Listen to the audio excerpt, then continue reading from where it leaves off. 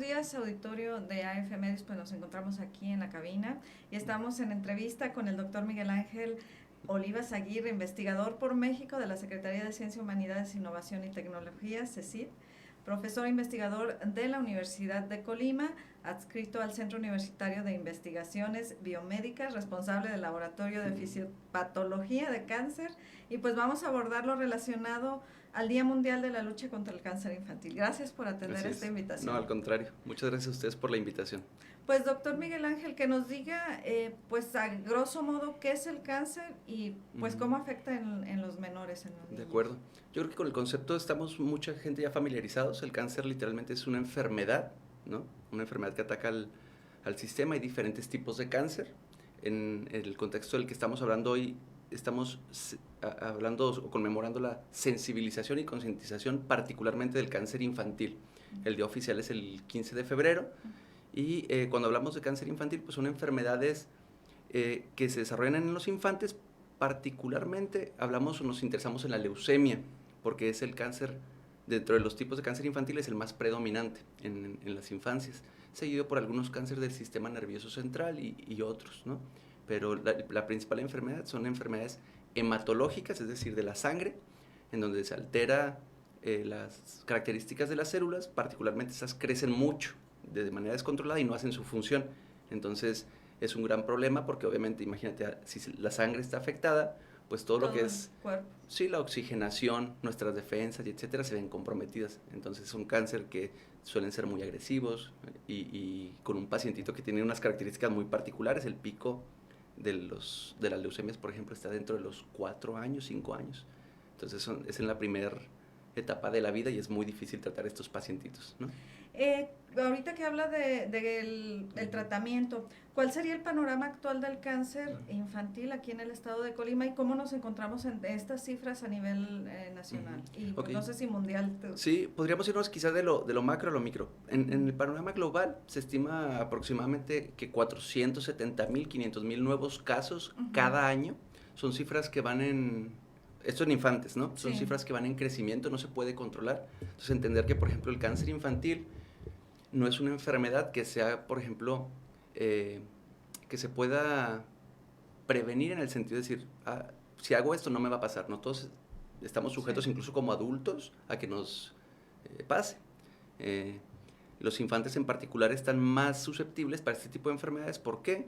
Porque en la infancia se está consolidando todo lo que es el sistema inmune, el sistema hematopoyético, se están enfrentando a nuevos desafíos, digamos, infecciosos, nuevas cosas. El cuerpo está aprendiendo y montando las defensas, entonces la probabilidad de que desarrollen unas células como alteradas es mayor. Pero tenemos muchos casos a nivel global, les digo, cerca casi de 500,000. En México no es la excepción. Somos también un país que tiene altos niveles por ejemplo, en leucemia somos punteros. En el cáncer infantil, en términos también de mortalidad, es la principal causa de muerte en infantes. Después, evidentemente, de cuestiones accidentales, ¿no? No estamos considerando atropellos o etcétera, caídas o muertes de cuna, por ejemplo. Es la primer fuente de mortalidad. Y afortunadamente el panorama, digamos, global en cuanto al éxito terapéutico, etcétera, está bien creciendo a nivel global.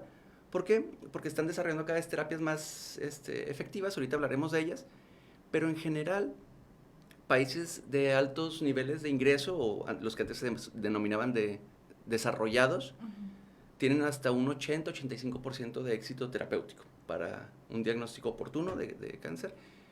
Sin embargo, los de medio ingreso o bajo ingreso, en los que se incluye México, se considera que estamos rezagados un poquito en el índice terapéutico y tenemos unas tasas aproximadamente que van desde el 15% de éxito, que es muy bajo, hasta como máximo un 45%. Para el caso particular de México, aproximadamente se estima que 60% de los pacientes van a salir de manera satisfactoria del cáncer. Eso suena muy prometedor porque dices, bueno, 60% es la mayoría, ¿no? Sí.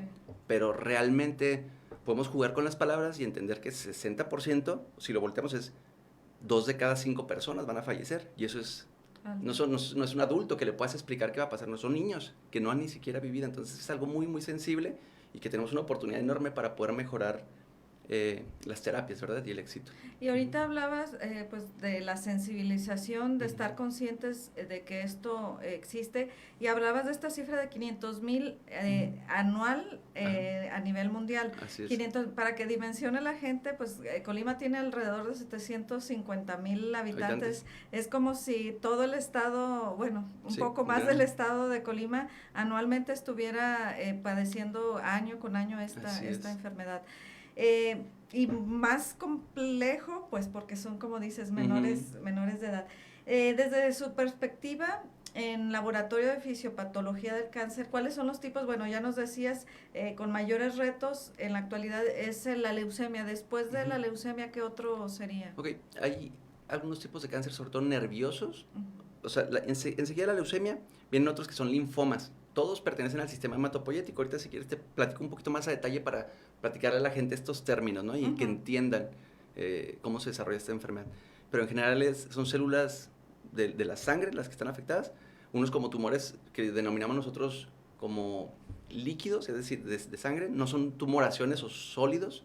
Y los linfomas pueden ser ya sólidos. Entonces, muchas veces también el pronóstico es más favorable porque uno puede quitar quirúrgicamente. La sangre no, porque la necesitamos para vivir. Pero después de estas vienen algunos tumores, por ejemplo, del sistema nervioso central, ¿sí? del cerebro, y algunos otros de los más comunes, pero minoritarios, son como sarcomas o de tejidos blandos, musculares, renales, por ejemplo. Pero son minoritarios. Estamos hablando que de leucemias y linfomas, simplemente estamos considerando casi el 65% de los casos de cáncer infantil, que es la gran mayoría. Y enseguida como un 10% los del sistema nervioso, y ya la minoría son muy, muy, muy diversos. Y que a fin de cuentas, pues pudiera decir que los más agresivos son la mayoría, porque como decías, la sangre pues circula a través de todo el cuerpo y es muy complejo, y cuando son sólidos, pues también a veces están entre los del sistema nervioso, que también pues cómo quitas todas estas redes. Sí, claro, eso no se puede, digamos, es un tejido que cuando está afectado pues es difícil su manejo, ¿no? Porque no puede resectar, digamos, un pedazo de cerebro o de nervios o algo, porque tienen su función, ¿no? Y algunas de las complicaciones también justo de la leucemia es que muchas empiezan como cáncer de las células sanguíneas, pero migran o se complican hacia el sistema nervioso. Entonces son enfermedades que consideramos como que afectan múltiples órganos, ¿no? Entonces, bueno, en cuanto a lo que te decía del desarrollo, ¿cómo, para que la gente entienda un poquito cómo se desarrolla, por ejemplo, qué es una leucemia, porque la gente no lo dimensiona, ¿no? Entonces, te voy a platicar a grosso modo. Nosotros tenemos en nuestra sangre, yo creo que todas las hemos visto, ¿no? Es de color roja porque predominan células rojas, o que se le llaman eritrocitos. Sí, tenemos eritrocitos, que son las células rojas, y su función básicamente es transportar el oxígeno que respiramos, ¿verdad?, hacia el organismo, y agarrar el dióxido y sacarlo, ¿no?, hacia los pulmones. Entonces está circulando, y eso nos permite tanto pensar, tener el metabolismo energético adecuado, hacer ejercicio, movernos, lo que fuera, ¿no? Y luego tenemos otras células que se llaman las células blancas. Las hemos escuchado también muchas personas, ¿no?, que están encargadas sobre todo de la defensa del organismo. Entonces tenemos células rojas, células blancas, y enseguida tenemos otros tipos de células que se llaman plaquetas.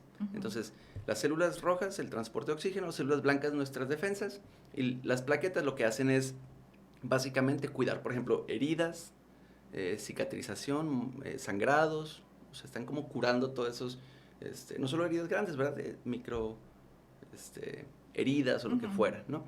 Entonces, ¿qué pasa con la leucemia? Todas estas células que te estoy mencionando surgen de lo que denominan médula ósea. Vaya, todos los que hemos tenido por ejemplo, un platito de caldo de res enfrente, hemos visto lo que es el tuétano, ¿verdad? Esa parte como gelatinosa y central de la médula ósea, ese es de huesos largos, contiene justamente un tipo de células que se llaman células, mal dicho, es células madre. Realmente nosotros, cualquier célula que se divida va a ser madre, porque da lugar a células hijas. Le llamamos células troncales. Y troncales, hay ciertas características de estas células, son muy especiales.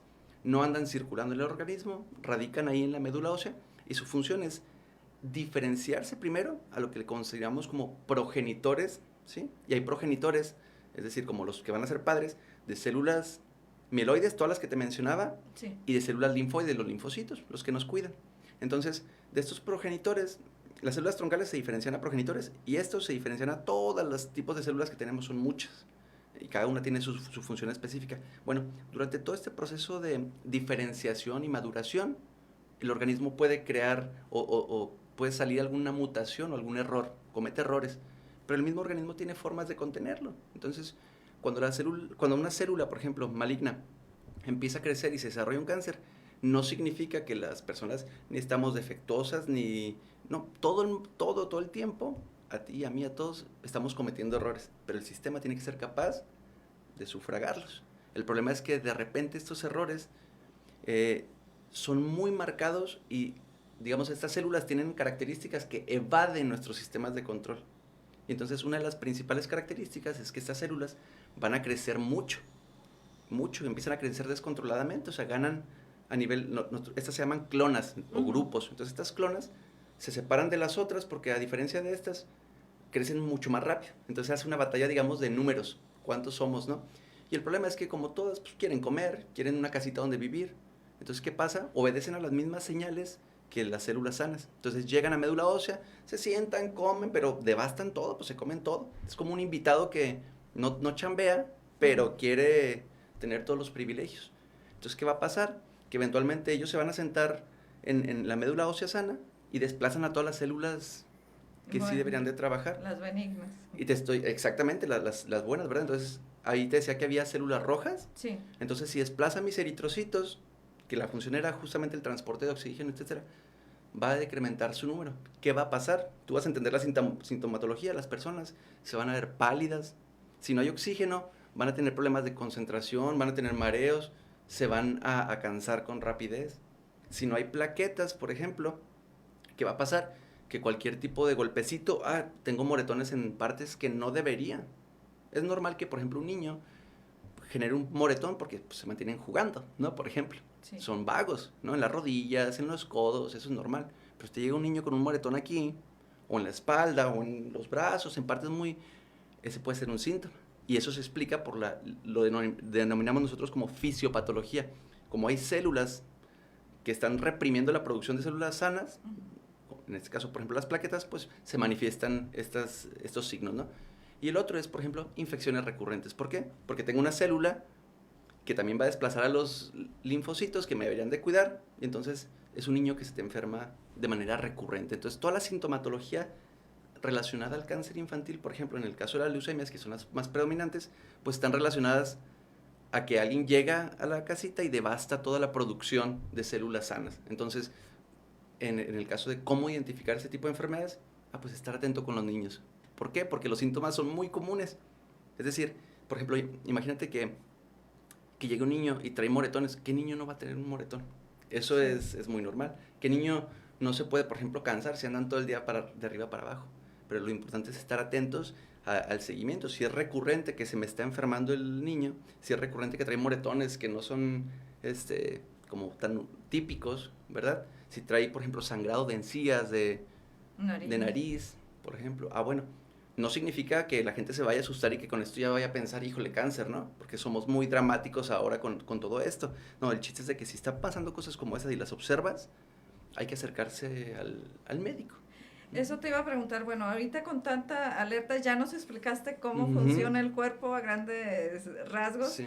Y cuáles son las características a las que deberíamos estar pues muy atentos.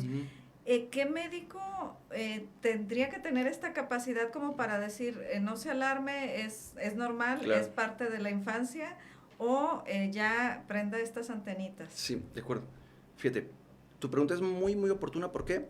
Porque el principal, conectando con las preguntas anteriores, el principal desafío para el éxito terapéutico aquí en México es el diagnóstico oportuno. Es decir, que la mayoría de los diagnósticos llegan ya muy tarde. La gente ya no supo identificar en un momento inicial los primeros síntomas, y cuando llega el niño ya llega con una enfermedad bien consolidada o muy desarrollada, entonces eso complica la terapia. ¿Por qué no fuimos capaces de detectar de manera adecuada este tipo de cáncer?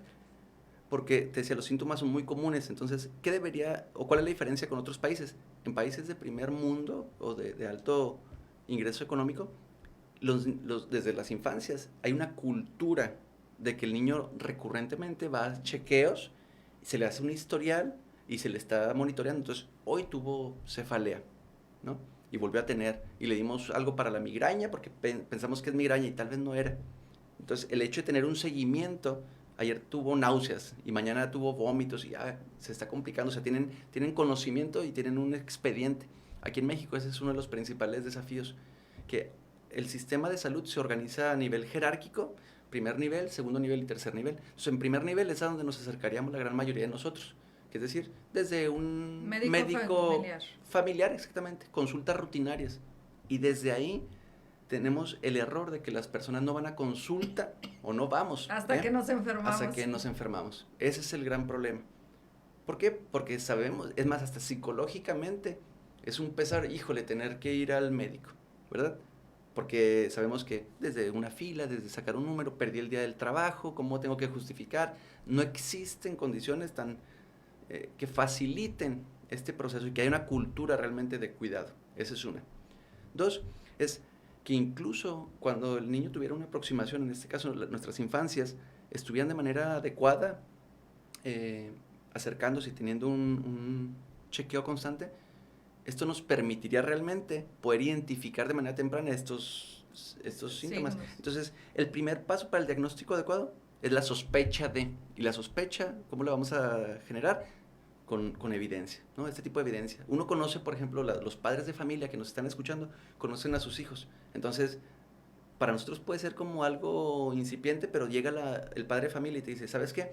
Es que Jorgito o Marianita está muy pálida. Y ellos lo conocen, ¿no? Sí, claro. Anda raro. Ah, bueno. Entonces, ¿qué podríamos empezar? Ok, con pruebas médicas, que no tienen que ser de alta especialidad, sino que una biometría hemática, por ejemplo. Es decir, contarle en su sangre cómo está, porque eso ya está bien conocido. Por ejemplo, que la sangre, los eritrocitos son predominantes, y luego ciertos niveles de linfocitos, ciertos niveles de plaquetas. Entonces, por ejemplo, ya sabemos que cuando hay infecciones, hay aumento de linfocitos, que cuando hay anemia hay baja de eritrocitos. Entonces, desde ahí nos podemos empezar a dar una idea. ¿Por qué? Porque el cáncer, lo que te mencionaba, por ejemplo, en el caso de las leucemias, devasta estas poblaciones, entonces va a haber manifestaciones hematológicas. Entonces ya, si tú tienes una sospecha y con estas pruebas clínicas empiezas a sospechar o a confirmarlas, bueno, ya vienen diagnósticos en instituciones ya de un nivel más especializado. Es decir, que el médico familiar deberá remitir a un especialista, ya sea un pediatra, un oncólogo, a estos niños para que el diagnóstico sea lo más rápido posible y se pueda establecer un tratamiento adecuado de manera más oportuna.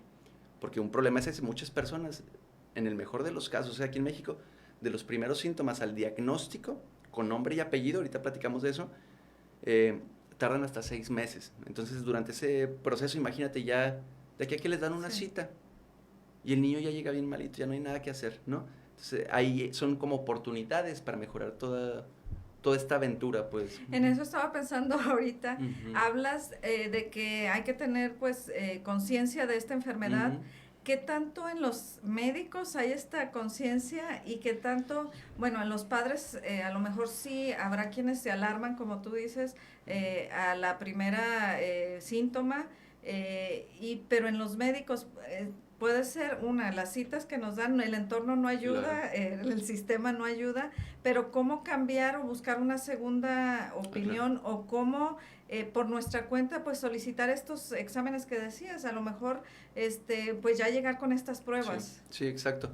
Es justamente lo que mencionas, el sistema es un sistema que aunque puede ser de lo más eficiente, está saturado. O sea, hay gente que, híjole, batalla mucho para lo que decíamos, ¿no? De obtener una cita o etcétera. Incluso los mismos médicos, tenemos aproximaciones con médicos que están súper saturados. Entonces, muchas veces se pueden pasar desapercibidos todos estos síntomas o signos que son muy generales, como, pues tiene un dolor de cabeza, una aspirina, ¿no? Esto, lo otro, rápido, porque quieren, pues, atender a la mayor gente posible y gente que probablemente venga con síntomas o un cuadro clínico más dramático, ¿sí? Entonces, bueno, hay que priorizar y omitimos este tipo de manifestaciones. Entonces, sería acercarse y ayuda mucho que el padre, en este caso, un niño no sabe expresarse, ¿no? O sea, con tanta precisión, a esa edad sobre todo, pero los niños a su manera, por ejemplo con los padres, con la persona de confianza, sí manifiestan lo que sienten, hay que dar esos espacios. Entonces, ¿cuál es la oportunidad? En principio, que el padre de familia o el tutor o quien está responsable de los niños estemos bien atentos a qué están manifestando. ¿Para qué? Para que nosotros seamos mediadores y optimicemos, por ejemplo, una consulta y decirle, es que mira, me dice que tiene dolor de cabeza, pero me ha manifestado recurrentemente fiebre, ¿no? Eso se le llama anamnesis, todos los médicos lo hacen, se ponen a escribir una historia clínica, ¿no? Entonces es importante que nosotros no empecemos a platicarles de que fulanito, y es que el hijo de un... Le pasó. No, objetivamente, ¿qué está pasando? Entonces nosotros eso vamos a ayudarle muchísimo al médico a poder tener información fiable, es decir, que realmente sea de valor y no paja, porque también imagínate, se cansan de todo esto, ¿no? Entonces, darles información de valor para que ellos puedan jerarquizarla y también, o sea, entender o dimensionar qué puede estar pasando con este niño y poder dar una recomendación adecuada, ¿no? Y también, ¿por qué no buscar segundas opiniones en consultorios alternos, sí, ¿verdad? Ahorita me venía a la cabeza quienes...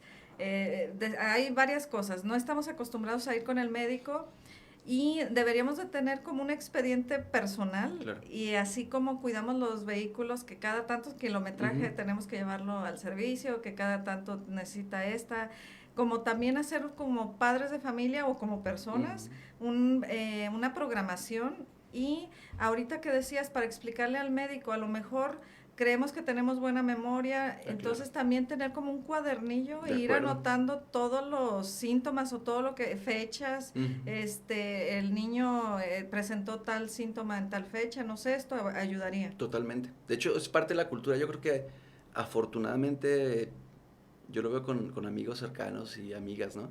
Que son padres desde jóvenes, ya se está cambiando la mentalidad y muchos de los padres ya están mucho más involucrados con el desarrollo de sus hijos, desde que comen, qué tipo de tratamientos se les da para cualquier tipo de enfermedad, etcétera, y lo van documentando. Es importante que tengan ese seguimiento, es casi mandatario, ¿no?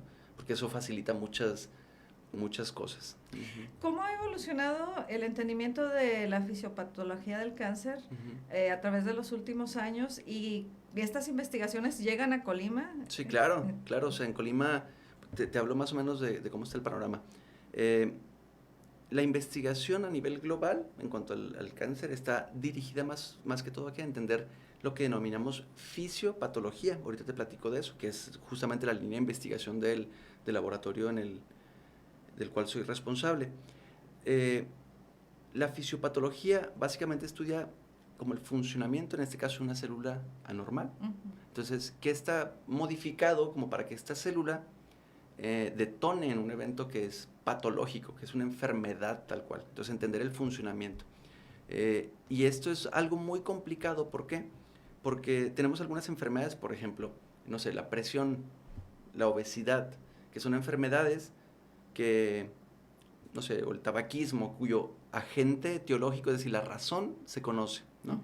Bueno, pues puedes suspender fumar y eso te limita, comer por ejemplo. Comer mejor y bajar. Puedes comer mejor, exactamente. Puedes bajar tus niveles de adiposidad, ¿no? Y estar como dentro de un índice, un rango adecuado, ¿no? En el caso de la leucemia, por ejemplo, o del cáncer del sistema nervioso central, renal, en general todo el cáncer, son enfermedades cuyo agente etiológico no es único, sino que se considera multifactorial. No hay una razón por la que yo te dijera, esto detona el cáncer, o si haces esto, no vas a tener cáncer. Son múltiples factores.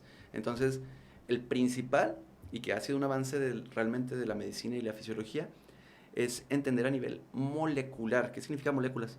Dentro de la célula, ¿qué está pasando para que cambie? Y esa célula se considere maligna. Entonces, las principales causas de cáncer son modificaciones genéticas. Hay muchas. Hablamos de translocaciones, modificaciones en lo que nosotros denominamos vías de señalización, cómo funciona la célula, etc. Pero imagínate que si yo tengo 10 pacientes con leucemia, entonces cada uno de ellos tiene modificaciones diversas. Hay miles de Son particularidades. Entonces no hay un tratamiento que acomode a todos. Por lo tanto, el tipo de medicina o abordaje terapéutico que se da en los pacientes con cáncer son tratamientos personalizados. Entonces, el avance, ¿cómo se ha hecho? Bueno, tradicionalmente, ¿cómo se trata a una persona con con cáncer, o en este caso un niño, bueno, quimioterapia, es decir, agentes químicos, ¿verdad? Tú identificas la enfermedad y hay algunos agentes que son muy generales. Por ejemplo, en el caso de las leucemias, usamos glucocorticoides, que es como la dexametasona, prednisolona, todo el mundo la hemos usado porque se usa también, por ejemplo, en alergias o enfermedades inflamatorias. Entonces, esos son sumamente efectivos para algunos tipos de cáncer. Pero enseguida ahí tenemos, por ejemplo, radioterapia, trasplante, ¿verdad? Entonces, para todo este tipo de avances, se necesita saber qué tipo de alteración tiene el paciente. Y aquí es donde la ciencia ha contribuido mucho. ¿Por qué? Porque nosotros lo que hacemos es aislar a las células, por ejemplo, desde líneas celulares, modelos que recapitulen la enfermedad, etcétera, y empezar a entenderlas para ver qué tipo de modificaciones tienen para poder generar terapias dirigidas a esos, particularmente a esas modificaciones, ¿no? Contenerlas, porque son muy, muy diversas. Por ejemplo, te hablaba de las leucemias. Leucemias es un término global, pero la leucemia tiene nombre y apellido. Tenemos leucemias y pueden ser linfoides, si ataca al sistema, a los linfocitos, por ejemplo, los que te mencionaba, o puede ser mieloide, si afecta a cualquier otra célula del sistema hematológico, pero que no sean estos linfocitos, plaquetas y otros, ¿no? O dentro de las mismas leucemias, 80% son de linfocitos B y el 20% de linfocitos T, pero las B son muy tratables, mientras que las T son muy agresivas. Y luego hay particularidades. México, por ejemplo, a diferencia de todo el mundo, tiene un perfil que denominaron como la leucemia mexicana, que las modificaciones que tenemos nosotros, o los pacientes que desarrollan una leucemia, son hasta 4 veces más agresivas que el resto. Pregúntame por qué. No lo sabemos. Entonces, ¿qué tenemos que hacer? Nosotros sacamos las células, por ejemplo, las cultivamos en diferentes contextos, con diferentes fármacos y definimos factores como tolerancia a las quimioterapias tradicionales o farmacoresistencia, le denominamos. Y entonces buscamos la manera de evitar esta resistencia, generar nuevos fármacos con mayor potencial antileucémico, pero que no dañe otros órganos u otras células, que es algo difícil, ¿no? Trasplantar, entonces hablamos de compatibilidad, factores pronósticos. Por ejemplo, hay muchos laboratorios aquí en la misma Universidad de Colima que trabajan con cuestiones moleculares, por ejemplo, haciendo análisis de genes. Entonces, hay algunos genes, por ejemplo, que están asociados con mejor pronóstico. Y si identificamos que el paciente los tiene, perfecto, porque sabemos por dónde atacar. Pero si no los tiene estos o tiene alguno que es de pronóstico desfavorable, híjole, ¿por dónde llegar? ¿Por dónde llegar? Entonces, nosotros lo que hacemos es entender estas adaptaciones, porque hay muchas. Por ejemplo, se me ocurre, tenemos pacientes que llegan con células alteradas, con un montón de proteínas que les denominamos antiapoptóticas, es decir, para resistir la muerte. Están súper blindados. Pero haz de cuenta que nosotros ya también entendimos y desarrollaron moléculas que son capaces de secuestrar a este blindaje, digamos. Entonces, si nosotros podemos identificar qué tipo de blindaje tiene la célula, podemos dar un farmaquito específicamente para ese paciente que baje sus defensas. Entonces, cualquier fármaco que ya es convencional y se usa va a tener mucha más eficacia, ¿no? Entonces, el chiste es entender qué alteraciones tiene esta célula para poder tratarla de manera más adecuada. Y hay muchos trabajos y muchos laboratorios trabajando en el cáncer aquí en la universidad. Hablabas también lo de la médula ósea, también no sé si está de moda o se ha estado nombrando más. Okay. ¿Y qué implicaciones tiene como esta posibilidad a través de esto? Ok, el estudio de la médula ósea es emergente, pero ya tiene décadas, ¿no? ¿Por qué? Porque como te mencionaba, las personas de manera sana tienen en su médula ósea células troncales capaces de restablecer toda esta población sana. Entonces, muchas veces la terapia para los niños, por ejemplo, en el caso de las leucemias, ¿qué implica? Que primero con agentes químicos, radiación, etcétera, tú puedes arrasar y matar, digamos, todas las células malas, malignas, o bajar la población lo más posible que sea, y enseguida buscar una persona que sea compatible, un familiar, por ejemplo, como 25% de los casos de trasplante pueden ser por familiares que son compatibles. Incluso me parece que hay unas iniciativas del gobierno en las cuales si el donante es familiar, se cubren los gastos automáticamente por el gobierno, mientras que hay también otras iniciativas de generar bancos donde tú, yo y cualquiera de nosotros pueden listarse para ser donadores potenciales de alguna persona, que ese es un riesgo con muchos pacientitos que no tienen un donador. Pero bueno, ¿Qué pasa básicamente?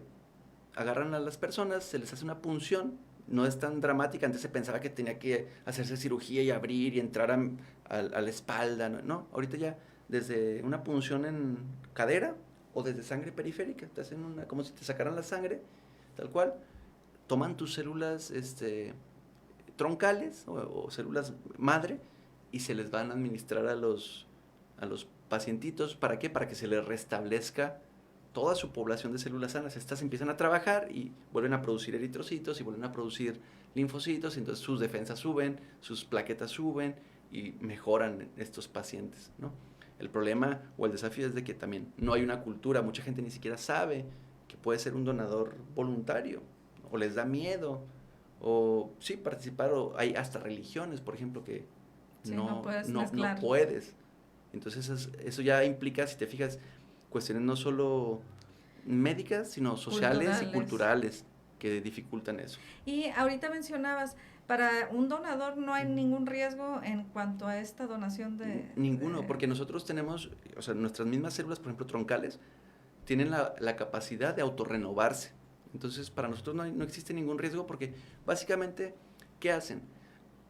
Un donador lo que se hace es que se prepara con antelación para lo que sería la intervención. Si es una punción de como sacar sangre o donar sangre, no hay ningún problema porque ni siquiera te sacan toda la sangre. Sí. Lo que hacen es que te ponen un fármaco que lo que va a hacer es estimular que produzcas más para tener una población más rica, ¿no?, de células troncales. Entonces se estimula para que se produzca más, se estimula la médula ósea y luego se le ponen algunos agentes que hacen que estas células desde los huesos salgan y anden circulando. Normalmente ellas están ahí adentro en nuestros huesos.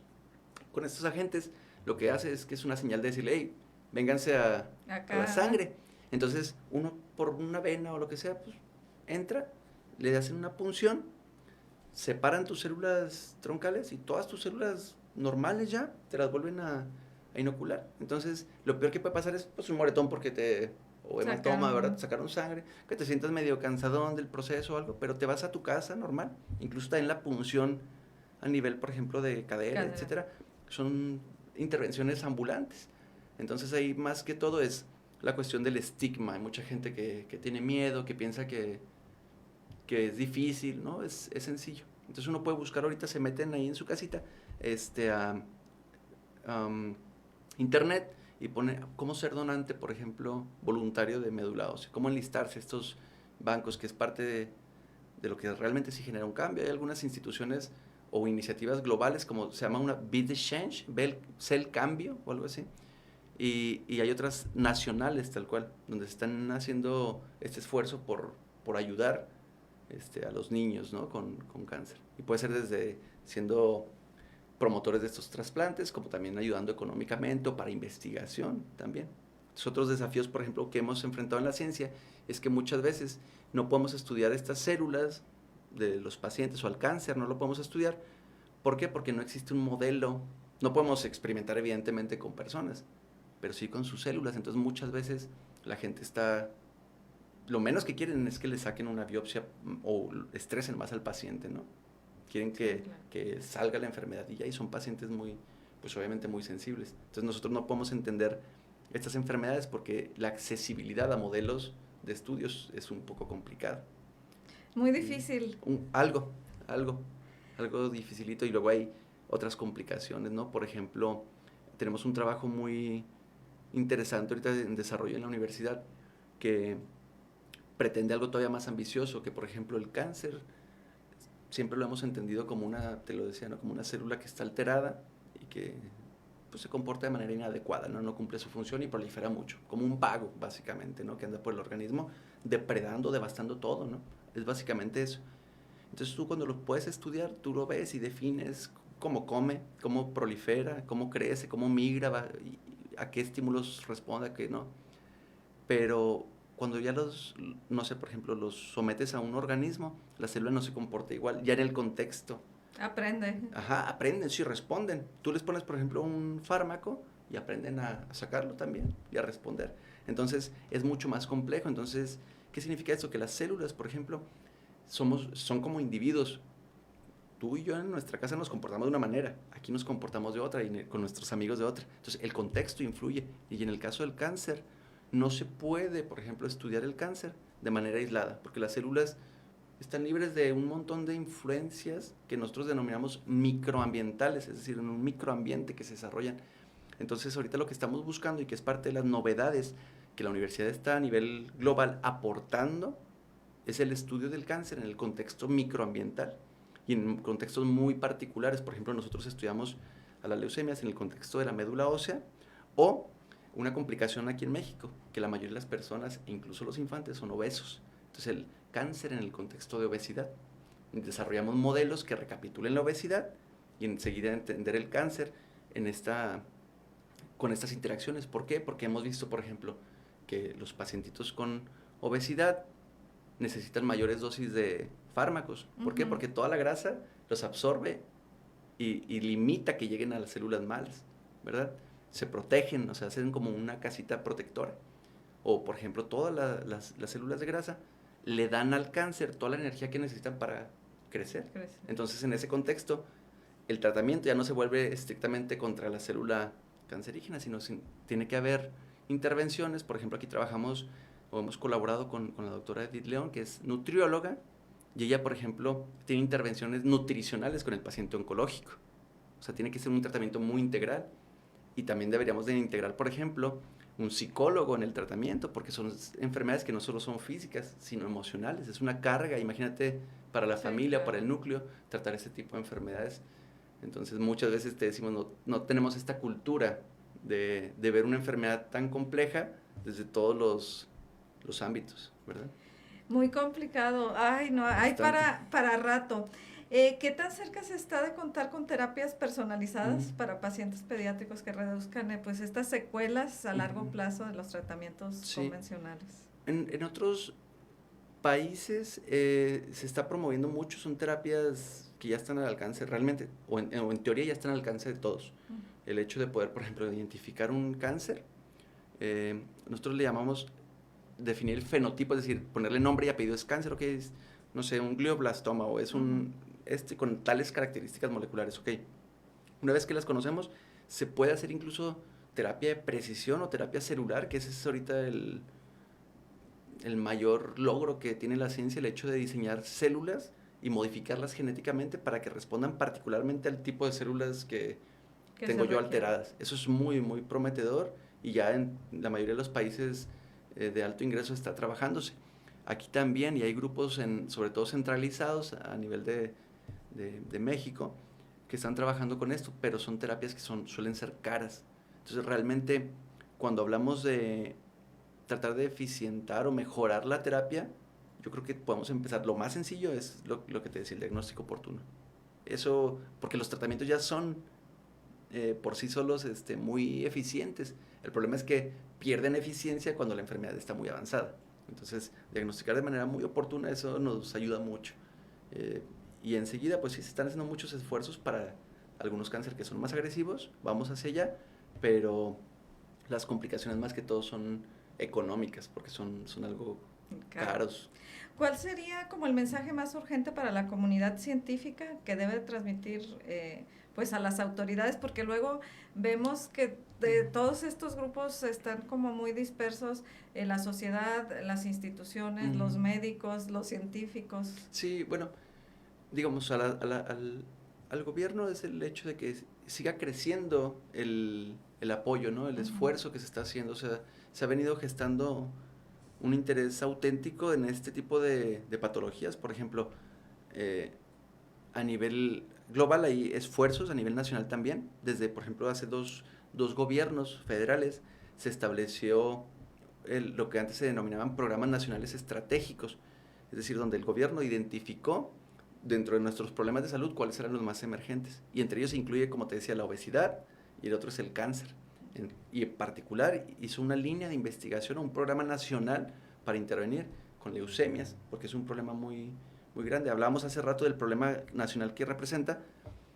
Existe una asociación de algunos estados, por ejemplo, que tienen alta incidencia de cáncer infantil, pero asociado a problemas de pobreza, porque no tienen un acceso directo al sistema de salud.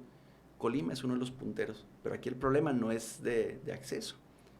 Entonces nos hace preguntarnos por qué, por ejemplo, Colima es uno de los punteros a nivel nacional de leucemia, por ejemplo.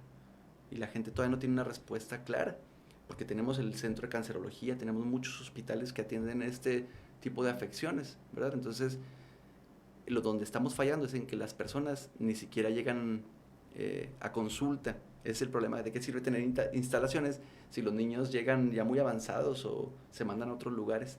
Entonces, no sé si tengas cifras de leucemia aquí en el país y Colima en cuánto está de cáncer. Sí, lo que pasa es que, bueno, tengo cifras, pero sería como decirte, tiene una tasa de 22. Son números que están asociados o normalizados. En este caso lo recuerdo al índice de pobreza y otras cositas. Pero en cuanto a incidencia, simplemente si rankeamos a nivel nacional, tenemos primero Chiapas, por ejemplo, y enseguida el segundo estado con mayor incidencia es Colima. Enseguidita, después de Chiapas. Y luego Tabasco, Puebla, y se ha venido, realmente hay un interés auténtico por entender por qué estos estados tienen esta incidencia tan alta. Incidencia y agresividad, son muy, muy agresivas las leucemias aquí. Entonces, ahorita, además de lo genético, se está pensando en algunos factores sociales y ambientales, entre los cuales, por ejemplo, la exposición a pesticidas, a bencenos, ¿no? Que pueden provenir de manera natural, por ejemplo, desde las exhalaciones del volcán, la quema de la caña, la actividad minera. Eso se especula, o sea, no hay un link directo, pero se trata de explicar de que todos estos son factores que contribuyen a que eventualmente tanto el aire, el agua y otras cosas puedan estar en algún sentido como contaminados y se pueda detonar en mayor adquisición de mutaciones en los niños, por lo que respiramos, las emisiones, lo que comemos. Entonces se está poniendo especial atención aquí porque si las cifras son contundentes, Chiapas, Colima somos punteros en incidencia, pero la razón no está clara. ¿Y es leucemia en menores? En menores. O sea, la leucemia tiene una distribución bimodal. ¿Qué significa esto? Que todos estamos sujetos a que nos dé leucemia, pero la leucemia tiene un pico entre de los primeros 0 a 4 años de vida. Hace un pico muy grande de incidencia y luego baja y se presenta en las edades más tardías de la edad, sí, de la vida, tal cual. O sea, en personas ya adultos mayores, en viejitos, vaya.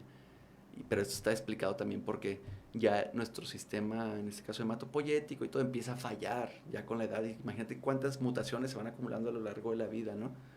La ventaja es que, por ejemplo, si el diagnóstico es oportuno, las leucemias y los cánceres en infantes son mucho más tratables, tienen mayor éxito que en etapas tardías, que en adultos. Volvemos a lo mismo, no hay como una receta de qué no comer, qué no hacer o qué no, para no tener cáncer en los menores. Es lo que aquí estamos pues tratando es este diagnóstico a tiempo. Sí, hay factores predisponentes, por ejemplo, te mencionaba algunos genéticos que ya se conocen y que esos no podemos controlarlos realmente, pero hay otros que sí se pueden prevenir. Por ejemplo, se sabe que hay una asociación muy fuerte de las personas que están expuestas, por ejemplo, a pesticidas o radiación durante el embarazo. Entonces, no es un juego cuando les dicen a las embarazadas, por ejemplo, que no te acerques a tal fuentes pues de irradiación o exámenes incluso. Eso se llama iatrogenia. Uno no puede cometer el error de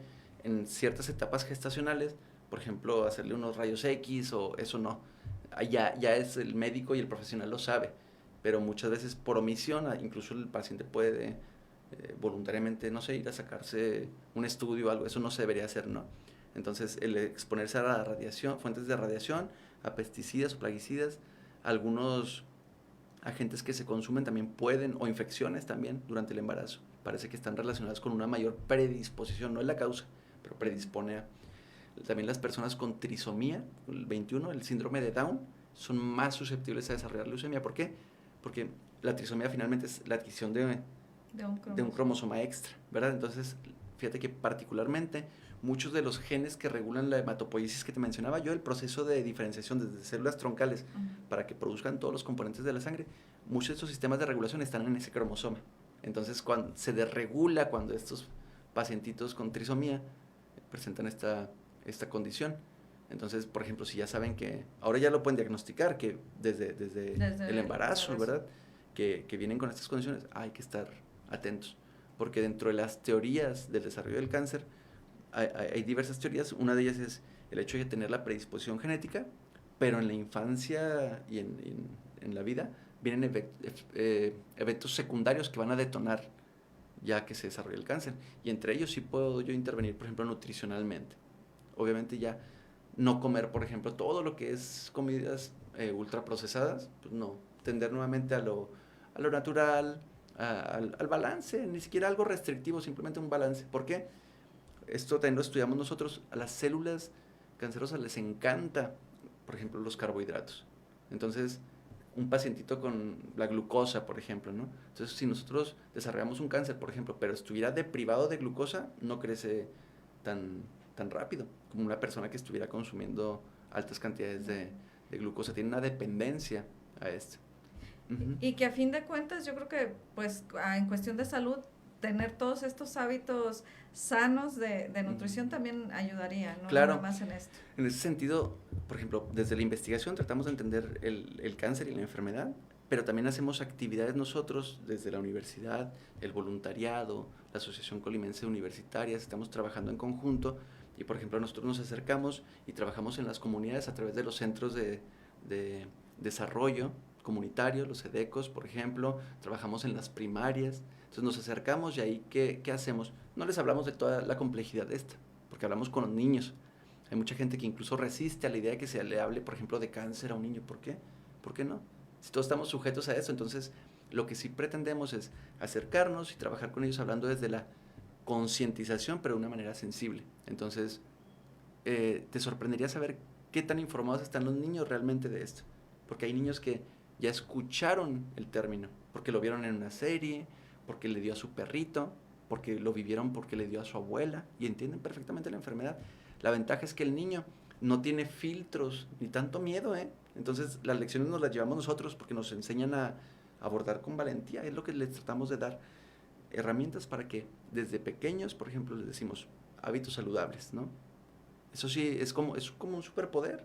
Si tú tuvieras el superpoder de cuidarte desde ahorita, de evitar que te diera... Sí, entonces les hablamos del ejercicio, de verdad tiene un impacto positivo, de comer saludablemente, de todos estos hábitos de no, por ejemplo, si en casa alguien fuma, mi niño sálgase porque tal vez no le voy a decir, dile a tu papá que no fume, eso va a generar un conflicto, ¿no? Ya no nos vuelven a dejar que nos paremos ahí, porque va a ir el padre de familia, ¿con qué autoridad le voy a decir yo eso? Sí. Pero sí le puedo decir, ¿sabes qué? Evita estar en lugares donde están fumando, porque ya está documentado que el humo de segunda mano es un agente que genera susceptibilidad a que desarrolles cáncer, ¿no? Comer bien, entonces la elección que tienen en sus alimentos, el niño sabe y el niño auténticamente está interesado en promover su salud, pero no desde el miedo, sino desde el hecho de que estén conscientes. Entonces ya cuando les hablamos a estas infancias ya no esperamos que haya un cambio radical, porque es difícil, estamos peleando contra hasta una sociedad y una cultura que, híjole, te venden el consumo barato, alimentos sabrosos. El niño tiene hasta preferencia por este tipo de alimentos, por ejemplo, chatarra. Y que es lo único que encuentras cuando sales, porque claro, es más difícil encontrar en la noche, yo les digo, sales y pues cosas grasosas, sí, claro, etcétera. Claro. No hay alguna opción. Sí, pero sorprendentemente, o sea, los niños sí les importa su salud. Te digo, y no es desde el miedo, es lo más bonito, que auténticamente entienden la importancia del cuidado. Entonces, para mí es esencial, como investigador, que a su manera le podamos hacer llegar a los niños los mensajes. Entonces, por ejemplo, el mismo lunes, que es el 15 de febrero, vamos a tener actividades también para la audiencia que está escuchando en el SEDECO Mirador de la Cumbre. Por las tardes te voy a pasar la información para que la compartas con niños, donde les platicamos y hacemos dinámicas para que entiendan de todo esto, que entiendan qué es el cáncer. Hay niños que se acercan y te hablan perfectamente, saben qué preguntas hacer, y son preguntas muy específicas, porque no tienen miedo, por ejemplo, abiertamente, me voy a morir, ¿sabes? Si me pasa, o sea, ¿cómo puedo protegerme? Tuve un primito, tuve un amiguito, y wow, es sorprendente porque realmente uno tiene la responsabilidad de darles un poquito de luz y calma, porque son enfermedades que se deben de abordar desde la información, no desde el miedo, ¿verdad? Y hablando, por ejemplo, de estos mitos y realidades, ¿el cáncer infantil es contagioso o se produce por un golpe accidental en el cuerpo? Sí, qué interesante pregunta. te voy a contar, te voy a responder primero con una anécdota. El año pasado, justamente, tuvimos una intervención con niños en las primarias por una iniciativa del maestro Cristian Carrión, que nos dio oportunidad en algunas escuelas primarias de aquí de Colima de acercarnos y platicarles de esto, ¿no? A los muchachitos. Y en una dinámica que tenemos, justamente un niño, es una dinámica de fortalecimiento en la que después de haber platicado y todo, para consolidar lo que entendieron, les pedimos que dibuja, exprésate. Muchas veces los niños no te lo dicen de manera hablada, ¿no? Pero en un papel dibuja lo que entendiste o qué duda tienes del cáncer, etcétera. Y justamente manifestaban esto que me mencionabas. Dibujaron 2 niños, entonces uno le decía, es muy gracioso el dibujo, pero tiene mucha carga emocional y de ignorancia y una oportunidad para hablar de esto. Decía, ¿juegas conmigo? Y le decía, quítate, no, porque me pegas el cáncer, ¿no? Y la verdad, hay hasta adultos, no nomás niños, que piensan que el cáncer es contagioso. Entonces, hay enfermedades ciertamente infecciosas, virus, bacterias, hongos, etcétera. El cáncer no es una enfermedad que se pegue. No hay una manera de pegar el cáncer. Entonces, tampoco te menciona de prevenirla. Es una enfermedad que surge de manera aleatoria por acumulación de mutaciones, por ejemplo, genéticas y eventos desencadenantes. Pero no podemos saber a quién nos va a dar o a quién no.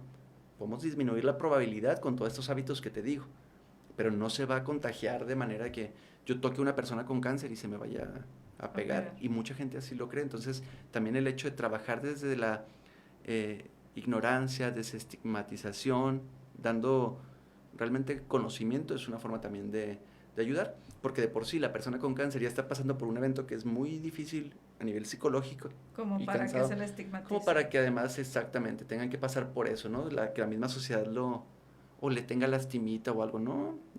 La mayoría de la gente que de verdad que está pasando por estos eventos son sumamente valientes. Imagínate los niños. Un niño tiene que ser muy, muy valiente y estar con una fuerza psicológica y un acompañamiento de excelencia. O sea, la familia y todo tiene que estar preparada para esto. Si no hay antecedente de cáncer en la familia, pues un niño está totalmente fuera de riesgo. No, cualquiera está en riesgo, te digo, en mayor o menor medida, pero sí, por ejemplo, si hay un antecedente de cáncer en la familia, es un factor de susceptibilidad, un factor de riesgo. Entonces también, en el caso de sistema nervioso central, leucemias, que son las predominantes, no puedes tú determinar, no es así de que si tu papá tuvo, vas a tener, no. Hay otros tipos de cáncer que sí hay que monitorear, por ejemplo, el cáncer de mama. El cáncer de mama hay una fuerte carga hereditaria y hay gente que tienen sus genes modificaciones que ya se conocen, que es casi seguro que como tu abuela, tu mamá, y etcétera tuvo, hasta les recomiendan preventivamente hacerse una mastectomía, ¿no? En el caso de las leucemias o el sistema nervioso no es así. No existe un solo factor que tú digas, ¿sabes qué? Se te va a desencadenar una leucemia. Entonces ahí no está tan ligado a lo hereditario, aunque sí es un factor pronóstico de susceptibilidad, ¿verdad? Para estar atentos. Otra de las cosas que decías, el consumo de azúcar o alimentos específicos alimenta directamente las células cancerosas en los niños. Sí, mira, ese es híjole, ojalá tuviéramos mucho más tiempo y más espacio para hablar de todo esto, pero es un tema bien, bien fascinante. Te lo voy a resumir si pudiera, que denominó un investigador en el siglo pasado, se llamó Otto Warburg, y la gente, si le interesa, puede buscar al respecto. Es Warburg con W-A-R-B-U-G. Entonces, él denominó lo que se llamó efecto Warburg, que caracterizó que las células cancerígenas les encanta la glucosa, les fascina. De hecho, los primeros ensayos diagnósticos para poder justamente identificar un cáncer era usando variables de glucosa, pero que eran, por ejemplo, fluorescentes o reactivas, y veían dónde se concentraba, porque ahí donde se concentraba seguramente había un cáncer. Se hacían masas que eran altamente consumidoras de glucosa. Entonces las primeras intervenciones también contra el cáncer eran análogos de la glucosa que no se podían metabolizar. Entonces el cáncer, haz de cuenta que agarraba su comidita, pero no se la podía comer, como si fuera de plástico o algo, ¿no? Y morían de hambre estas células. Entonces la glucosa sí es uno de los alimentos preferidos. El problema, que es una parte de la línea de investigación de laboratorio que dirijo, es que nosotros estuvimos muy interesados en desarrollar terapias basadas en el metabolismo, justamente disrumpir esta dependencia metabólica. Pero ¿qué crees que observamos? Que en cuanto le quitas la glucosa, dicen, bueno, y no hay carnita, ¿sabes? Aminoácidos. Entonces, particularmente de los aminoácidos, el más abundante y a nivel sanguíneo es la glutamina, que lo obtenemos básicamente de muchas matrices alimentarias, ¿no? Ok, empiezan a consumir glucosa, entonces glutamina, aminoácidos. Entonces dijimos, perfecto, porque si tú ya tienes a las leucemias, por ejemplo, en un panorama de privación de glucosa, le quitas la glucosa de la dieta, no coma carbohidratos, y además le pones una restricción en cuanto a la glutamina, porque hay inhibidores de la captura. Es sumamente eficiente para estos pacientes. Se mueren estas células porque no tienen. Pero de repente observamos que unos pacientes tienen células que dicen, o sea, me quitas ¿no? Ya me quitaste la glucosa y me quitas la glutamina, y voltean a ver a la grasa, ácidos grasos. Entonces, digamos, esta libertad de decidir por qué combustible irse, le denominamos plasticidad metabólica, es decir, son flexibles al metabolismo. Y es un tema emergente en la última década. Entonces estamos desarrollando también intervenciones para disrumpir esto. Ahí toma relevancia lo que yo te decía, de que estamos entendiendo, por ejemplo, la leucemia en un contexto de obesidad. Porque si yo llego y observo que el paciente que está desarrollando cáncer tiene obesidad, tiene todas las características que quisiera un cáncer. ¿Por qué? Porque le va a dar la comidita que necesita y quítame la glucosa y quítame la carnita. Opciones. ¿Por qué? Porque incluso a nivel de rendimiento la grasa es mucho más eficiente a nivel energético que las otras fuentes. Entonces uno asocia de que estar gordito, estar sanito. No, un niño debe estar en índices adecuados, porque entonces tú mismo estás atentando o estás predisponiendo a que si mañana se le desarrolla un cáncer, que eso sí no lo podemos controlar, tenga todas las condiciones favorables para proteger el cáncer y no proteger al niño. Desde ahí podemos mejorar. ¿Un diagnóstico de cáncer infantil es siempre sinónimo de una enfermedad terminal en la que, pues ahorita en la actualidad? Sí, esa es una pregunta muy, muy interesante y vale la pena abordarla porque las personas antes escuchaban, no sé, leucemia, no, qué problema, o sea, ya estaban orando y preparando todo, porque era muy agresiva. Se ha tenido muchos avances en la terapia, entonces ahorita no tenemos que ver la leucemia o el cáncer, en general cáncer infantil, cualquiera de ellos. Hemos enfatizado la leucemia, te digo, porque es muy predominante, es 60%, ¿no? Pero hay muchos avances y ahorita perfectamente hay muchas alternativas, tanto químicas, te digo, hasta naturales, para tratar la leucemia. El problema nuevamente es que se acerquen al médico y al médico especialista a tiempo para poder establecer estrategias, porque muchas personas, por ejemplo, el problema no es la carencia de servicios de salud o tratamientos adecuados. Ahorita el problema es de que la gente viene con retrasos en el diagnóstico o diagnósticos inadecuados, ¿sí? De que, es que se me está enfermando muy seguido. Pues es que tu niño es débil, ¿no? O sea, es como, tiene alguna debilidad o está inmunodeprimido. Ya se le da alguna cosilla y nomás para tapar la sintomatología, ¿no? Pero realmente hay personas, por ejemplo, que ni siquiera pueden costearse el tratamiento, entonces hay alternativas económicas. Hay personas que empiezan a tratarse y ven algunos de los efectos secundarios que tiene la quimioterapia y se espantan y mejor lo suspenden. Entonces, el abandono del tratamiento o la falta de apego es otra de las complicaciones. Hay, por ejemplo, personas que, por ejemplo, están llevando su tratamiento adecuado, pero pobrecito el niño, porque pues está pasando por un proceso muy traumático y el chocolatito y lo que pueden avanzar va para atrás. Estamos compitiendo ideológicamente, entonces la gente tiene que estar bien consciente de lo que está pasando y todos ayudar al paciente para que pueda tener una resolución favorable, que no va a ser a corto plazo, definitivamente, pero que es muy alcanzable si de manera adecuada se apegan al tratamiento y las recomendaciones de su médico. Los remedios, ahorita hablabas, remedios naturales o suplementos pueden sustituir algunas quimioterapias o sin riesgo. Ok, eso que quede claro, ninguno de los tratamientos naturales suple a la quimioterapia. No existe ninguno que sea tan efectivo, ¿no? De hecho, la gente le tiene que tener mucho miedo a estas palabras como quimioterapia. Quimioterapia porque son agentes químicos, pero muchos de ellos incluso surgen de observaciones de las cuestiones naturales. Por ejemplo, nosotros trabajamos en el laboratorio algún tiempo con unos agentes que tienen maravillosa actividad antileucémica o anticancerígena y que son derivados de productos, digamos, naturales, como la uva, el café, el vino, que son los fenoles. No sé si lo han escuchado, mucha gente hasta en el GNS te la venden. Curcumina, ácido gálico, ácido protocatéguico, hasta la cafeína misma. Tienen muchos efectos adecuados contra el cáncer. El problema, ¿sabes cuál es?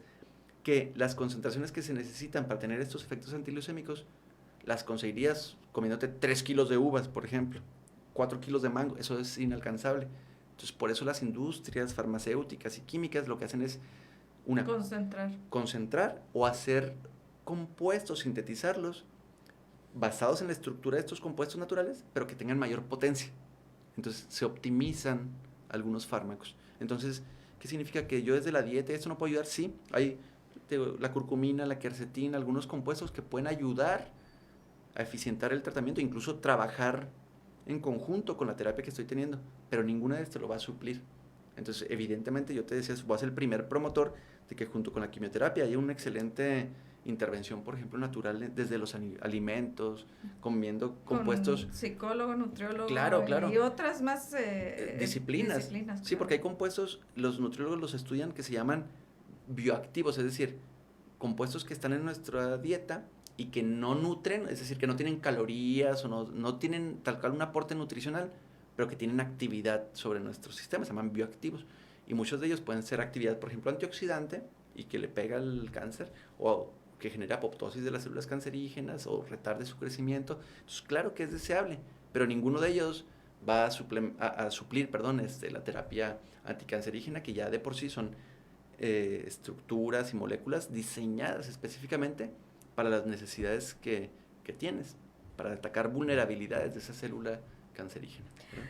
Ay, doctor Miguel Ángel, pues ya se nos fue casi la hora. Bueno. Agradecerte y pues dejarte abierta aquí también la invitación para Gracias. que a futuro vengas y a explicarnos así como lo has hecho, muy entendible, y estar conscientes más que preocupados, ocuparnos de esto. No sé si algún mensaje final que le dieras a nuestro auditorio. No, pues simplemente en el marco de este día de concientización y visibilización, pues que tengan bien presente que tenemos una responsabilidad con nuestras infancias, ¿sí? Evidentemente los niños no pueden abordar este tipo de condiciones o enfermedades de una manera tan consciente como nosotros, pero nosotros podemos ayudarles a visibilizarlas, estar al pendiente de ellos, lo demandan.